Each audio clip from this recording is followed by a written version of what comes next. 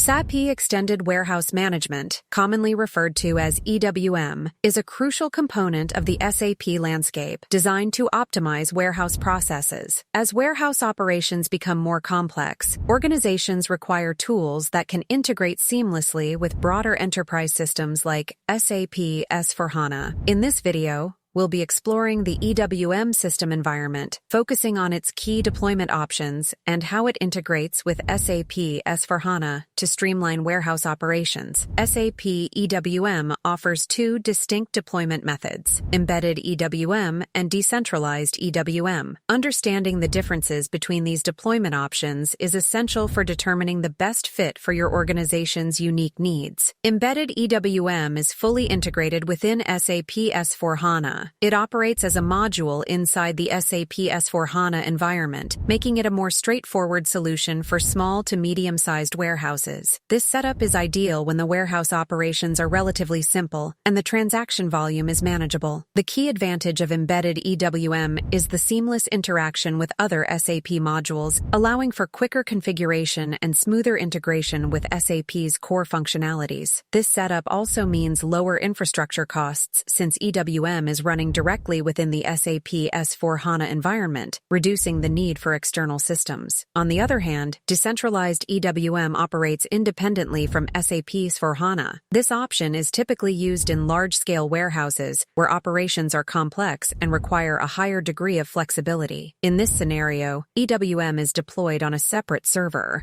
allowing it to manage high transaction volumes and complex warehouse processes without impacting the performance of the broader SAP S/4HANA system. The decentralized approach is highly scalable, making it ideal for businesses that manage multiple warehouse locations or those with extensive supply chain requirements.